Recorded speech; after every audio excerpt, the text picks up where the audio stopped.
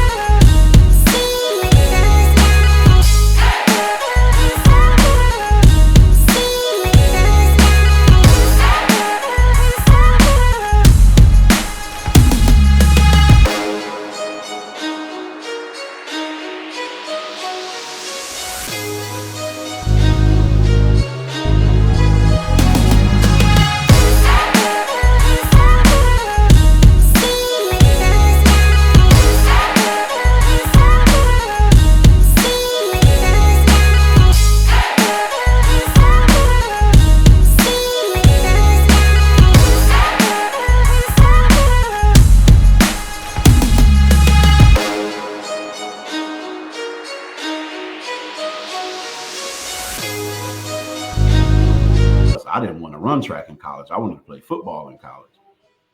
Mind you, not understanding, what I know now. If I would have been thinking about it, I would have probably went to one of those schools on a track scholarship and walked on the football program. But like I said, that father figure or lack thereof, I didn't have anybody in my ear giving me that advice, But for track, I was getting recruited by Auburn, which, that was kind of out of the question, because there's no way I'm going that far away from home. At that time, that was my mindset. Iowa, Minnesota, Indiana, those were schools that were recruiting me for track. But for football, it wasn't much, to be honest, which was very disappointing, because I look at, the tools that kids have today, all these camps, the internet, so now they can get film out just right now to these different coaches we didn't have back then.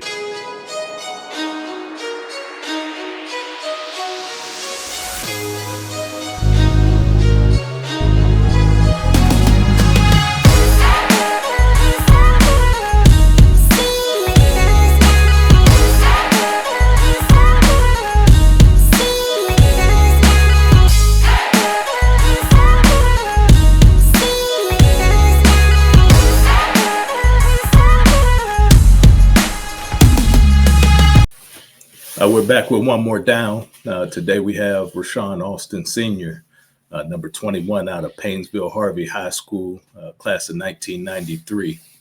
Rhashahn was an excellent running back and an all-state performer as a defensive back for the Harvey High Red Raiders. He was also my teammate in college, the first roommate that I had through our football camp experience our freshman year. And he's a good, solid man, and has progressed and really done well for himself beyond the field of competition and athletics. And I'm glad to have you on today and get a chance to, go over some of your experience and what led you to where you are today. It's good to be here, bro.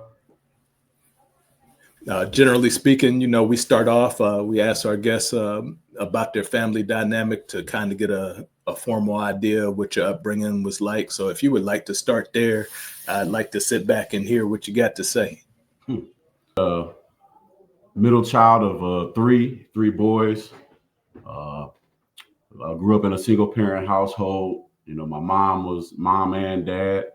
until she met my stepdad when I was about 8 years old. But from birth to then, it was just my mom, my two brother, well, my older brother at the time, and myself. Eventually, my younger brother came along, and a few years later, uh, my stepdad came into the picture.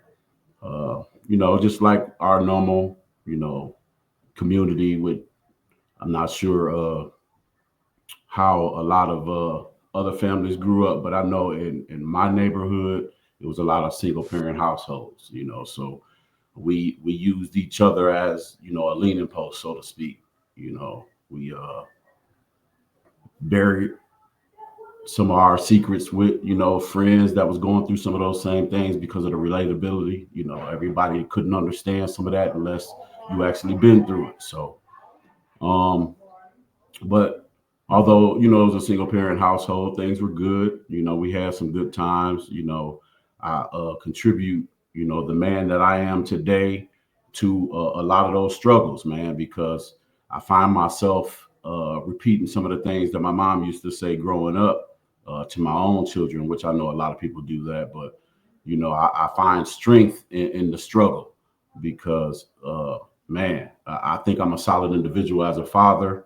And I can give some different perspectives, seeing that, I'm doing, a lot better than I was then, now as an adult, I can take the lessons that my children are learning today and then turn back the pages and say, hey, look, but this is where I've been and this is where you don't want to go. So unless you want to end up in these type of places growing up, you need to abide by these set of rules over here. But life was good growing up. I had my older brother who was my mentor, phenomenal football player himself.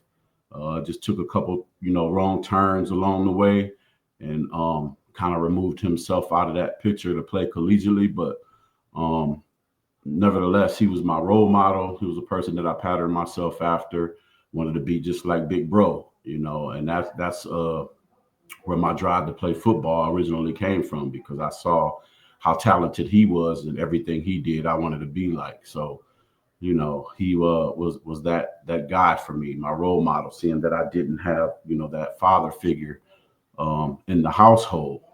And, not like today with this generation of coaches now that's out there, coaching staffs back then, man, they could care less about, trying to raise somebody else's kid, let alone their own, So my big bro was my father figure. And, everything he did, I tried to, mimic.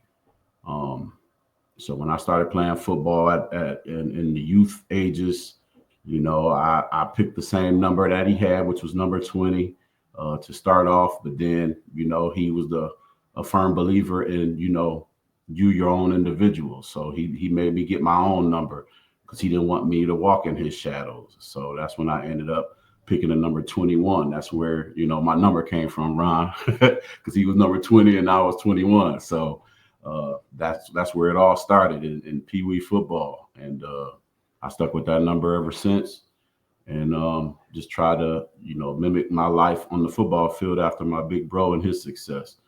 Um, So, when he motivates you to enter the game, when you think back about, your first forays and getting out there with some pads on and experiencing competition, what's your first real memory that you have of the game of football?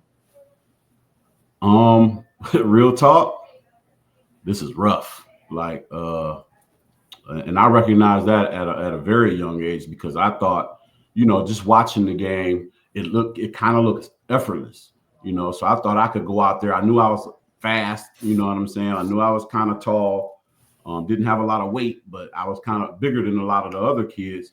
But I just thought you just go out there and just because you stepped on the field, that's what it was. And I learned out real quick that it took a lot more than just showing up. You know what I'm saying? So that was, I would say the youth league was where I learned, like, hey man, being fast isn't the only ticket out here. You got to be strong, but most of all, man, you got to have some heart, because, again, my big brother being my role model. First time I got hit, and I got hit hard, I wanted to quit.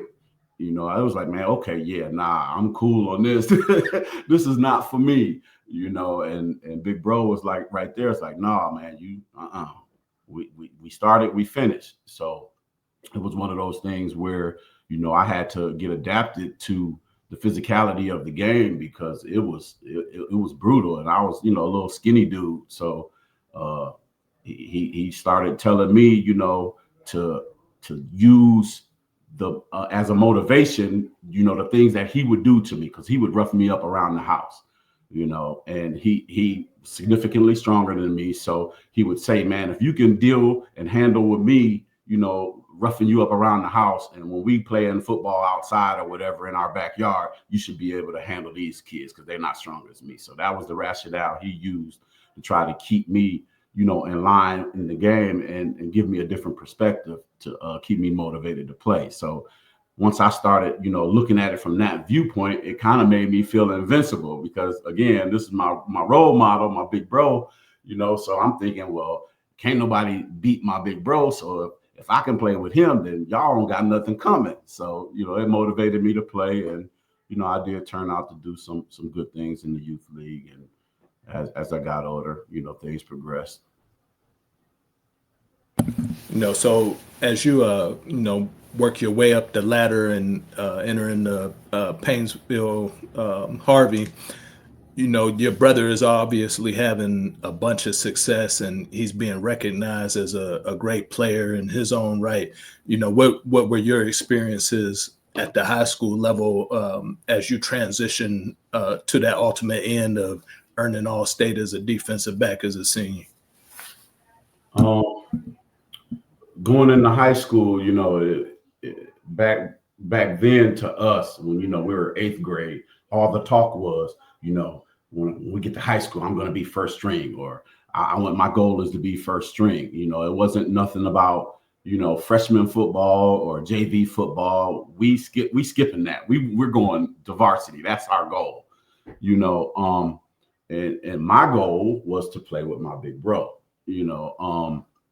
My sophomore year would have been the opportunity that I had to play, because my freshman year, we had a stable of running backs. Our defensive backs were solid at the time.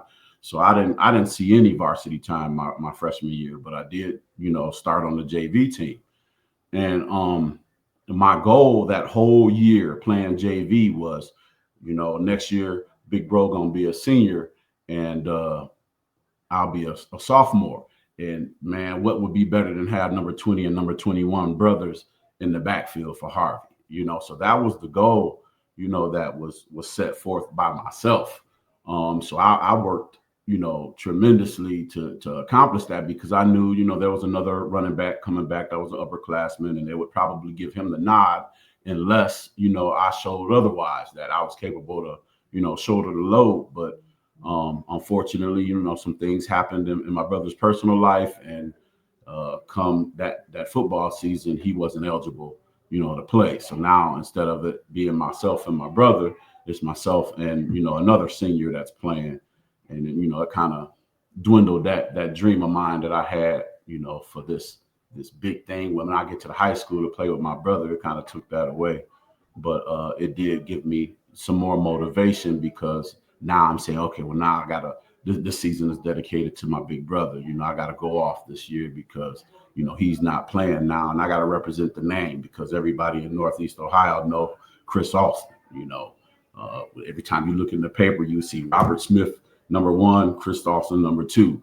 And to walk behind something like that, it was just like, okay, man, I got some big shoulders and some big shoes to fill, what I'm saying? So I had to do what I could do, as an athlete, to try to uphold that, reputation. Because now, okay, well, yeah, there's an Alston kid over there, but it's not that one we've been used to covering, every week, or talking about every week. But, so I just had to try to, carry the load as best as I could.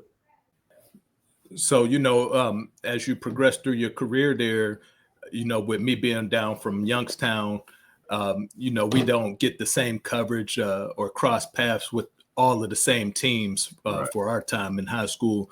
So, take me through some of the competition that you faced during your career.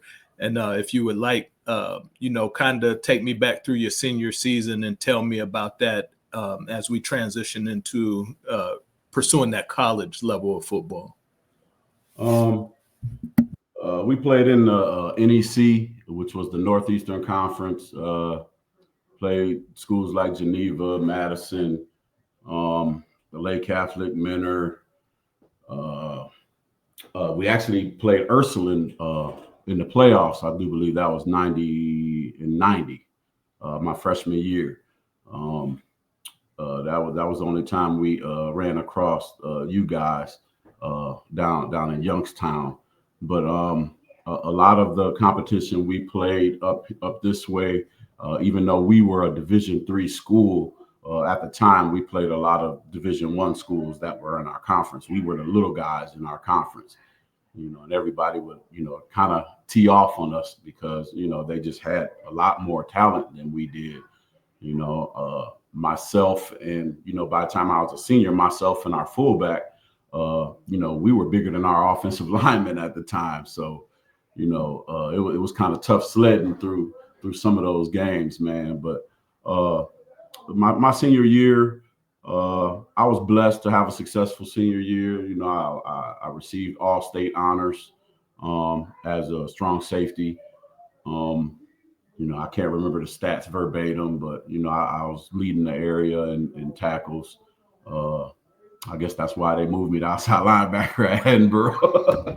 But, I was a guy that just loved to hit, man. Even though I preferred running the ball on offense, kind of like what I tell my son now, defense just came naturally to me. So, I found a lot of success, my senior year, blitzing off the edge from my strong safety position, or, shutting down one side of the field as far as runs was concerned, or, pass breakups, things like that. Coverage wasn't my forte, but, I was fast enough, my speed allowed me to, be a good cover guy that didn't have much technique, but, more physical, come up, making plays in the backfield type of defensive back. You were a well-rounded athlete in high school, and I saw it firsthand in college. You didn't limit yourself to football. You played basketball in high school, and got to the state finals in track. So it's obvious that at your size, at your height, you had tremendous athletic ability and tremendous tools to work with. What was some of your recruiting process leading up to making your selection, and then how did you end up settling on Edinboro University? To be honest, the football recruiting process was short and sweet. I was getting heavily recruited for track.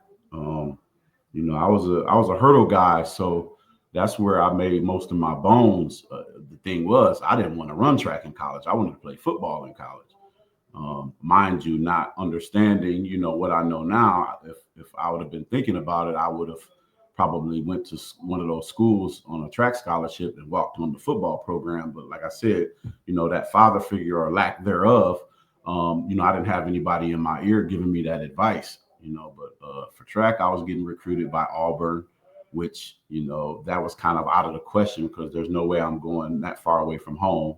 At that time, that was my mindset.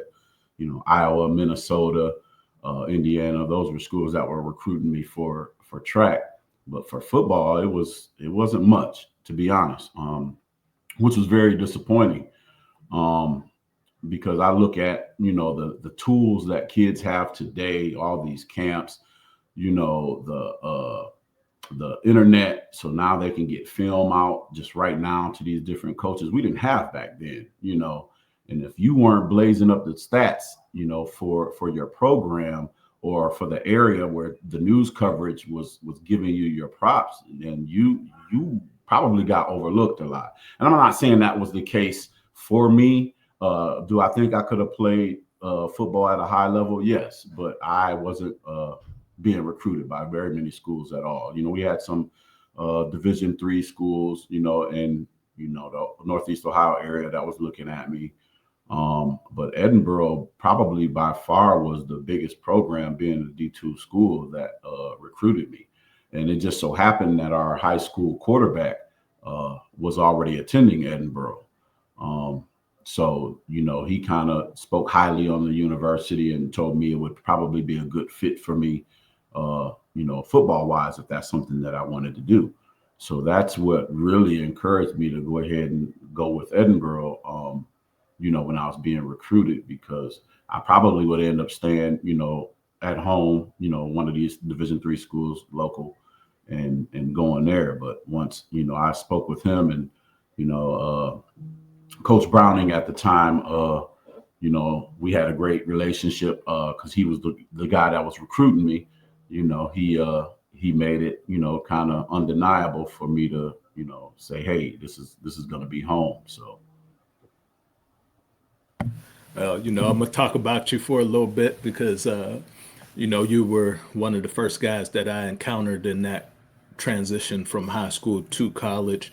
And, a lot like what you just said, when it came down to it, that was the best option for me. And I'm glad that I did it because I got to appreciate the high level of football that was being played there, even though it wasn't, my dream to be a Division II player. I thought I could play at a higher level, but I'm satisfied with, what I got out of it. So as you come in there, we both end up at the same position. We're learning new terminology, learning that process that, this is no longer, how well the coach likes you. You having a bunch of friends, you have to get in there and actually compete, and you have to catch on and just find your place. Well, as camp wore on, you ended up finding your place, getting switched from safety to outside linebacker or the wheel position, as we called it back then. Right. And were called upon to, get right to it right from the get-go and be a college starter as a freshman. Can you take me through some of your mindset and your thought process from that year? And did it click to you? And did you realize how big of a deal that was at the time? No, I didn't realize it because when they called me down for drills, that the first time they had me go work with the linebackers, I thought it was just because we were shorthanded, So how we used to do before DB practice, we down at the other end horse playing, and they called me down with the linebacker. So I go down there and they asked me to run a couple of drills, and that was it. So then the next day when we come back to practice, I'm back with the DBs thinking everything's smooth. And they like, hey, Alston, no, you down here. And I'm like, hold on, wait, what you mean I'm down here?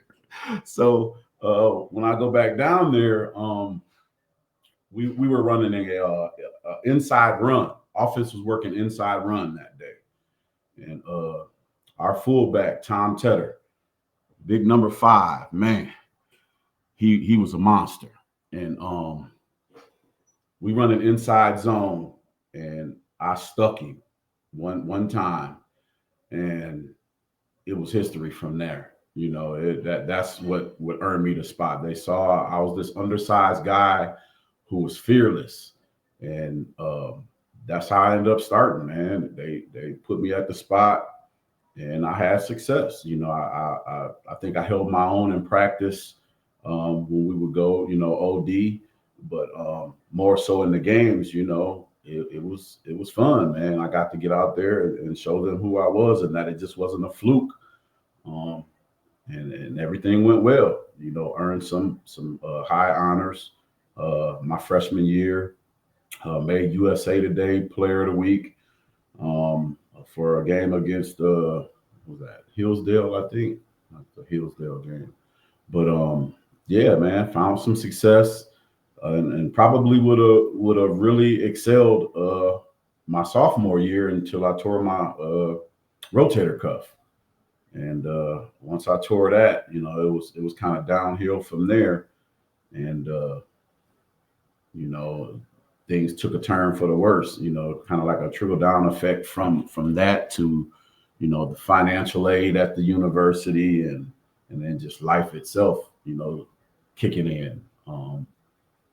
But yeah, my freshman year starting out, sophomore year, everything was amazing, man. I couldn't have asked for a better opportunity, especially being incoming freshman, coming from a Division III high school, and then coming to play for this school that I thought I had a chance to start as a freshman in the defensive backfield.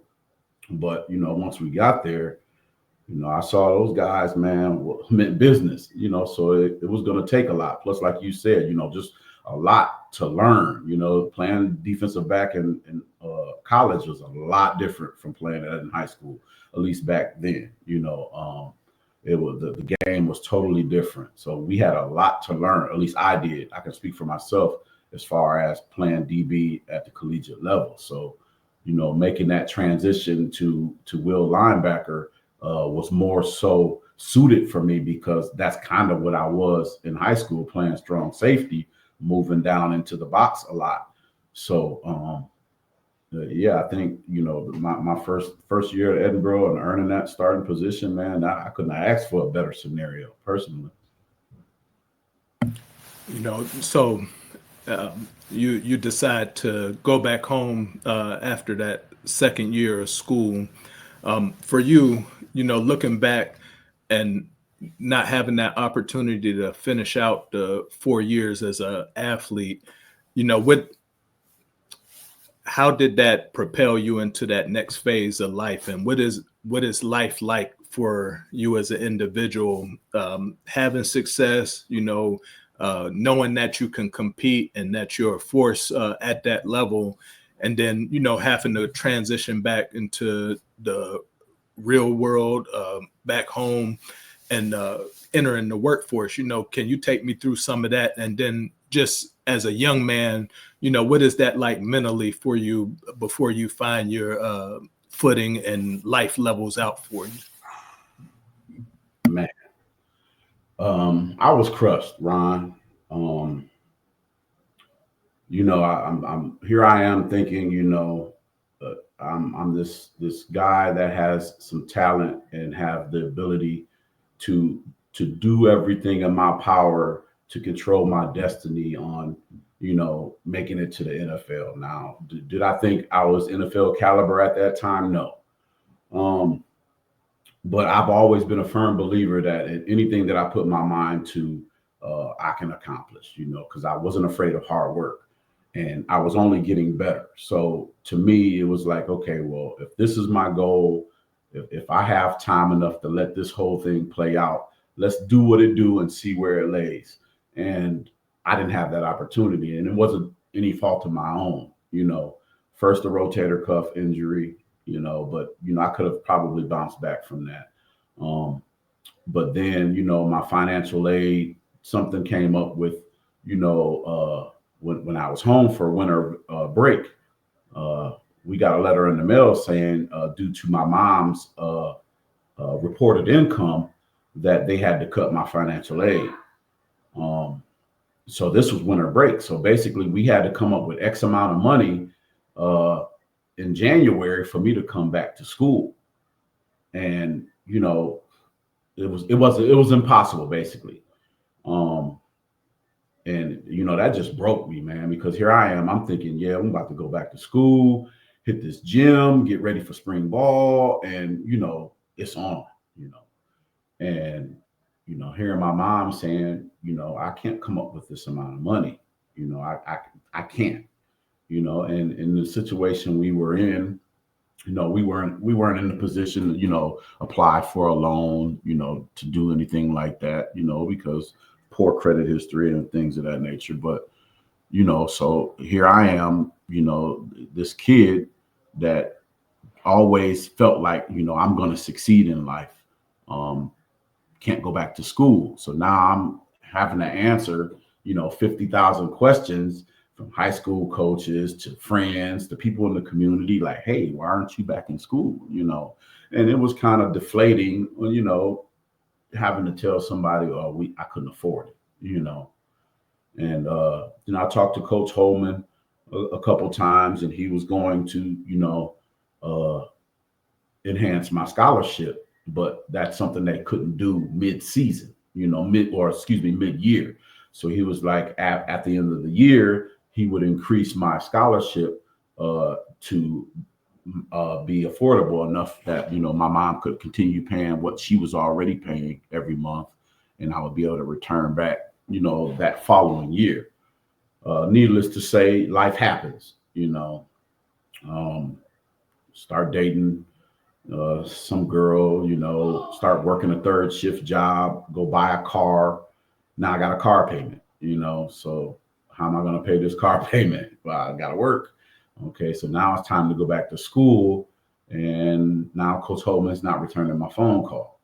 So now it's like, okay, well, was he really going to, give me that increase in the scholarship? Well, come to find out, I guess, his job was, up for grabs. So I guess he had bigger fish to fry than to worry about me. So, I continue, working, and I kind of like use that motivation and disappointment to motivate me. I use it to, catapult me into the next phase of my life, because it was one of those things where I just refused to be, another statistic. A lot of guys in my community, were woulda, shoulda, coulda been guys. Man, he could have made it to the league. He could have did this, or he had such a bright future, whether it was, academically or athletically. And, I just refused to be one of those guys that fall into that category. So, I just got to it and, was diligent working a 9-to-5 job, just went back to school, local community college, took some small business courses, got my certificate, and, started my own business, and been running my own independent company from it's been about 25 years now. So been very successful, raised my family. I have 3 amazing young daughters, or not young anymore, but 3 daughters and 1 son. Was able to put my wife through nursing school.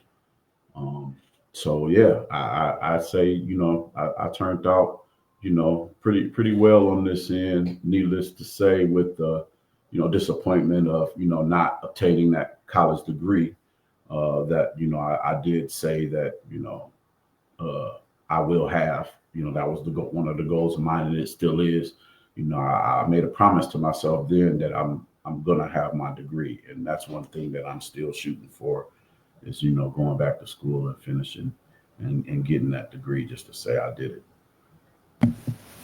As I've kept in contact with you all these years, and seeing that matriculation through maturity of being a young 18-year-old guy entering college to what you've worked yourself into now as a entrepreneur, as a husband and a father, and as a coach as well.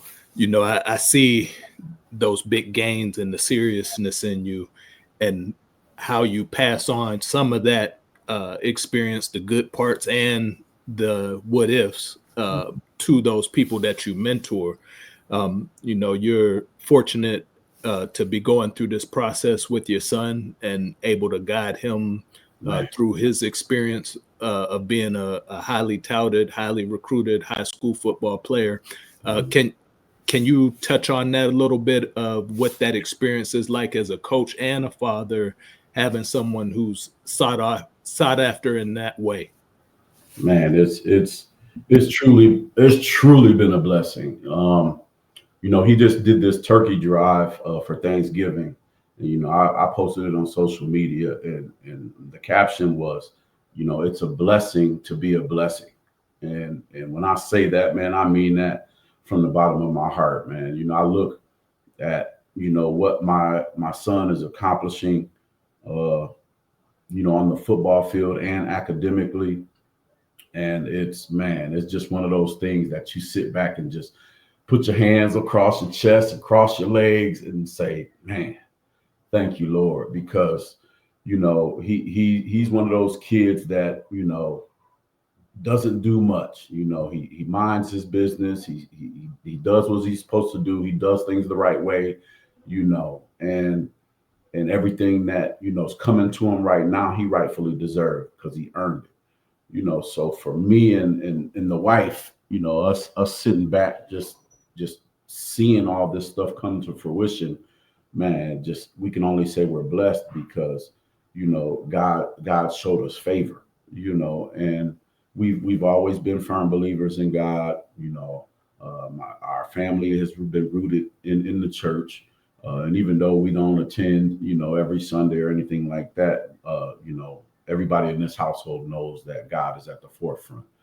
So, seeing my son, have the success that he's having at this level, and being recruited as highly as he is, man, we can just only sit back and pray that, the next, chapter of his life is even more successful than this one has been, because like I said, everything he does, he goes about it the right way.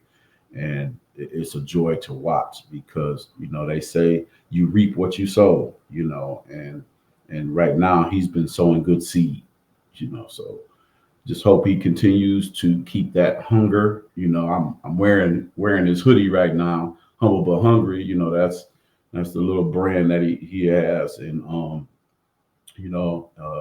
it's based off of him, his humility, putting other people first and putting himself last. And yet behind the scenes, when nobody's watching, him putting in the work, because he's hungry and he wants these certain goals accomplished and things like that. So it's been great, man, to just see, the growth, from me coaching him at the youth level, and then, now at the high school level, because I was coaching high school ball when he started playing youth ball, but I stepped away, to go coach him. And fortunately, throughout the years after, he, went to, the junior high school program, another coach was hired and asked me to come back on the staff. So it was just, a blessing that for all that to come full circle, that, I'm coming back on the staff when he's about to enter high school. So coaching him at the high school level, man, has been phenomenal. He's one of the kids that you would love to coach. And I'm not saying this because I'm dad, because, if you ask him, he gets hit the worst out of everybody. But he's one of those guys that you really don't have to say much to. You can give some instruction, and then, he'll do what you need him to do. And if you got to take care of something over here, you can trust that he's going to try to help the next guy, and try to coach him up if you're busy or preoccupied. So it's been good to have him, because I'm able to share things at home, with him also, to kind of give him a different viewpoint. So when we get to practice the next day, his approach might be different, but at the same time, trying to find the balance between dad and coach, because, kids can get sick of that, and I found that out the hard way, his freshman year, because I couldn't find the balance, and I had to listen to some advice from the wife, to just say, hey, after practice, how about just be dad, and as much as it's hard as it is, I've had to, stop myself mid sentence or, getting ready to say something because, okay, no, that's coach. I gotta be dad, and I see a difference in him too. I see that he's started responding to things differently, when I separated him. And then now, for the most part, because I'm not perfect, for the most part, I'll say, hey, if there's anything you want to discuss, football wise, holler at me, but there are those moments to where, the coach in you has to say something, man. So, and I'm one of those guys that, like, I think like I'm gonna feel guilty or something if there's an opportunity for me to say something and I don't say something, and then that thing happens that if I would have said it, I probably could have prevented that. So I'm big on that superstitious type stuff. So it's hard for me to bite my tongue at times, but nevertheless, I do a lot better job now as being dad and not coach than in years past. Man, with having 30 years, 31 years of friendship at this point, and just seeing, where you started at to where you've transitioned to as a man, it's very impressive. I commend you for the type of husband and father that you are, because, you don't put yourself in front of the needs or the wants or the desires of your children. And that says a lot about your character as a man. As a player on the field, you came in making yourself known. And, not all of us get to finish out and see it to completion, but you were certainly the type of person that would have only gotten better, the longer that it would have went. When you think about that time of your life, when you think about your experiences, whether it be as a player, a coach, a spectator, or just, you as a man, if you had that one more down to do again, what would that be for you? Where would it be at? Who would be the people with you? Could you take me through that? Whew. Wow. If I had it all to do again,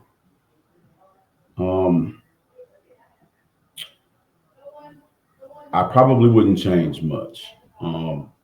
Definitely the people that were with me at the time, yourself included, Kush, Tone, Ding, man, Don. Yeah, man, those you guys, that's family for life, man. And you guys all have an important role in my life that helped shape uh, me into the man that I am today. So that one more down for me would probably be um, that I would have worked harder um, to get back to school. I wouldn't have accepted any answer, but okay, you're good, because I think that would have solidified some things in me today. And one of the things that I constantly tell, not just my son, but my three daughters as well, is don't live life with regrets. You don't want to look back on life and say, what if? That's the devil. You don't want that in your life. You want to be able to look back on your life and say, man, I did it. I did everything the way I was supposed to do. I have no regrets. I tried the things I needed to try or wanted to try. And, some of those things were successful. Some of them weren't, but, I don't have any regrets. And that's the regret that I have looking, at, the success that I've had in my life today and, the things that weren't so successful. But that's probably the biggest thing that I would consider is I would have fought to get back on campus. So that would be my one more down.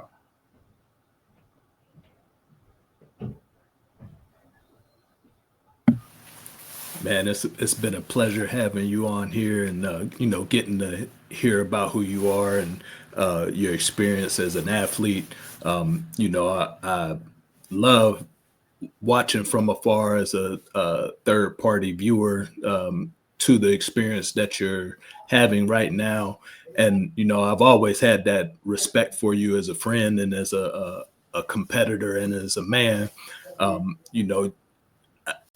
use your difficulties and your navigation through this process as fuel for me inspiring my kids and telling them the right way to go, because as husbands, as fathers, as parents, we want our kids to be better than what we were and have more than what we had. So you are walking the walk more than talking the talk. And I thank you for you just being you. You know, you've never switched up. You've always been solid, and you're a stand-up guy. So I appreciate you coming on, being a part of my platform and sharing your experience with me today. And I look forward to, you know, seeing this trajectory that your family is on, and wish you, your wife, your daughters, your son-in-law, and your son much success, good times, and a bright future, man. Man, I really appreciate it, man. It was a pleasure to be on. Had to, make some time and finally hook up with you. It's been a while. I know you've been after me for a minute, but man, I wasn't avoiding you. I just, got a crazy schedule, man. But I'm glad to have, been able to make the time, man. And it was a pleasure to be on with you, bro.